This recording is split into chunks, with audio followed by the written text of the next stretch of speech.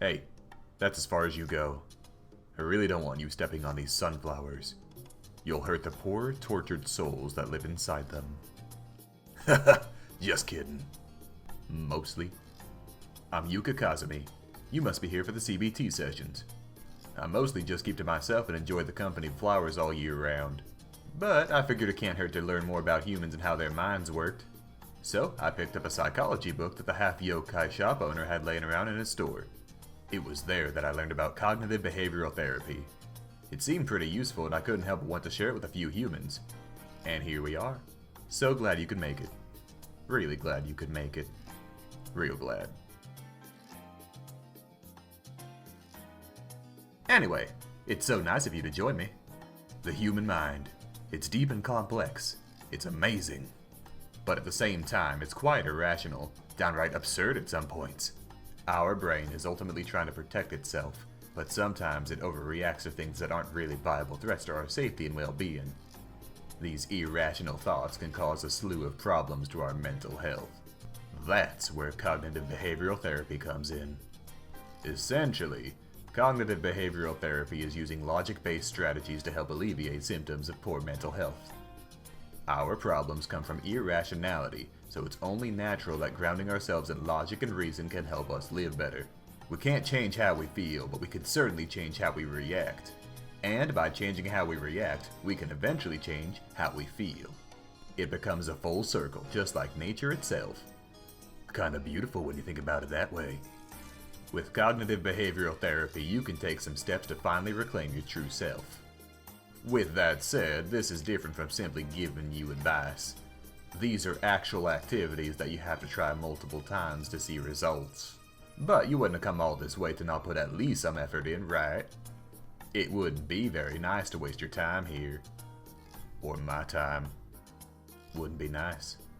At all. With that said, let's begin the first lesson. This one is about negative or inaccurate thinking. In life, sometimes things do not go our way. Naturally, this is perfectly normal and bound to happen eventually. However, sometimes we think of the worst possible things as a result of when the unexpected occurs. As a result, we may develop certain lines of thinking that are not in line with reality. To combat this, we simply just need to challenge these overblown thoughts with reality. For example, let's say you say hi to a friend you saw across a hall or a street. But oh no, they seemingly completely ignored you. Now tell me, what is the reason for this? What usually comes to your mind when something like this happens? I must be dumb, stupid, and ugly. Now that's not an uncommon thought. Well, as you have just demonstrated, it's easy to jump to a conclusion and think it must be our fault when something like this happens. However, this is mostly an emotional side talking to us this way. We have not yet challenged it with logic. Now I will demonstrate some more logical grounds as to why your friend might have ignored you. They could have been busy with something that took up all their attention. They thought it was a stranger calling someone else. They could have been dealing with something serious and your voice was drowned out. They simply didn't hear you. See? Isn't that better? Don't you find it's much more likely that they just didn't hear you than them hating you over something you're not even sure would have made them upset? Next time you think of such negative thoughts, try to counter it with logic. Instead of thinking, they walked past me because they hate me, try something much more logical such as, yeah, they were probably busy with something and simply didn't hear me. Of course, it doesn't apply to just friends. It can apply to anything. For instance, I myself don't particularly have any close friends, but I still worry about some things. When I go flower gazing, a thought will pop in my head. I'll think, oh no, what if someone interrupts my gazing and ruins the flowers I enjoy watching so much? But then I go, don't worry. The moment he so much as creases these flowers, I'll slowly turn him inside out with my pinky finger and make his family watch. And I just feel so much better afterwards. Oh, but such a thing doesn't really relate to you. Here's one. Let's say you want to go to the doctor, but you're scared of needles and don't want to get seriously injured. Once again, just challenge it with logic. Counter it with something like, she's a trained professional who has done this countless times. The chances of anything going seriously wrong are extremely low. Now I hope you get the general idea. Overall, if you get any negative thoughts that are causing you unease, be sure to try and challenge them with logic-based thoughts. Oh, I wouldn't try to have grand arguments with yourself in your head, just simply address the thoughts. And remember, you don't have to entirely believe what you counter it with. The important thing is to just respond in an appropriate manner. Well, that concludes our first lesson. Now, on to the next lesson. This one is about thought journals. Thought journals are the use of writing down your negative feelings and identifying patterns of harmful and often illogical thinking, then challenging those lines of thinking with more helpful, balanced, and logical thoughts. First, you write out what exactly is causing you distress and why. Be as specific as you can. Write down what you're feeling. You can even note the intensity of how you feel. Then, when you have written it out, identify the portions of irrational thinking present in what you've written. Finally, after you have identified the irrational portions, change them with more healthy, balanced thoughts that are based on logic. This is helpful not only because you're challenging your beliefs again, but also because writing down your thoughts allows you to give them a whole new perspective that can help you cope better. Now, the tricky part is identifying what exactly you wrote down that's irrational. I think it's best if I just give you an example of what a proper thought journal entry looks like. Take a look at this. I tailor-made it for a common situation humans face. And with that, you should have an understanding of what a thought journal is and how to use it. It involves more effort, but can be more helpful.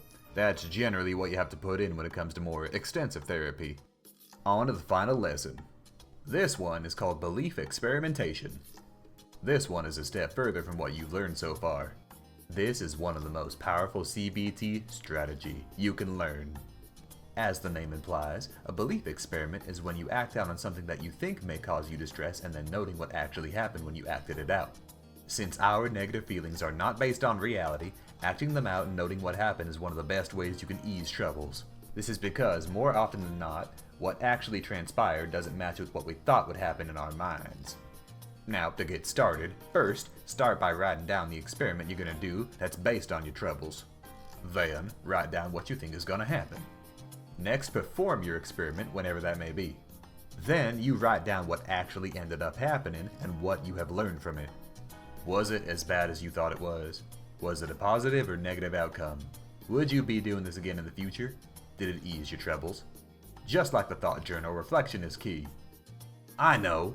I'll perform a belief experiment myself. I already finished some of it anyway. Here goes. Experiment. I shall give CBT lessons to a human. Prediction. The human will end up wasting my time because I believe humans to be weak and disappointing. Outcome. Well, I guess now is as good as any of a time to show you my new spell card. Now then, where were we? Ah, right. We were just seeing if you were really wasting my time or not. Let me quiz you on some of the things we learned today. If you get it right, that means you have indeed been listening and therefore have not been wasting my time, thus proving that humans aren't so bad after all.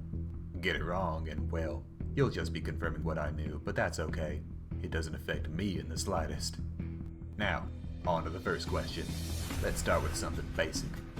What does CBT stand for? Cognitive Behavioral Therapy. Good. Now for the next question. What is a cognitive thought journal? When you write about events that's bothering you and find flaws in your line of thought. Very nice. On to the last question.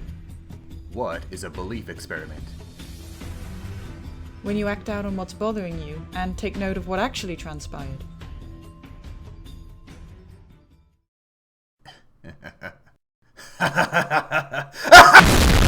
Come now, I was never gonna hurt you. I just like to have fun and toy around with humans. They're so unique. Sometimes I just mess around with them. Other times they turn into fertilizer for the sunflowers. Mostly kidding with that one. Anyways, let's take the thought experiment from the top now, shall we? Experiment. I shall give CBT lessons to a human. Prediction. The human will end up wasting my time because I believe humans to be weak and disappointing. Outcome. Prediction did not come true. The human listened to me attentively, answered every question correctly, exceeded my expectations, and thoroughly entertained me. Reflection. Humans can be a wonderful source of entertainment. I shall hang out with them more. Particularly this human right here. Oh, I guess this goes without saying, but When you feel scared or frightened, always remember the happy times in your life. Good memories can save your life, as they say. Well, that concludes the lessons.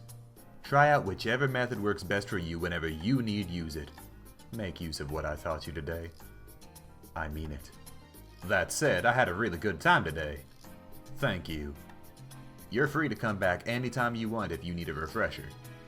I do hope to see you soon. I better see you soon. Well, take care now.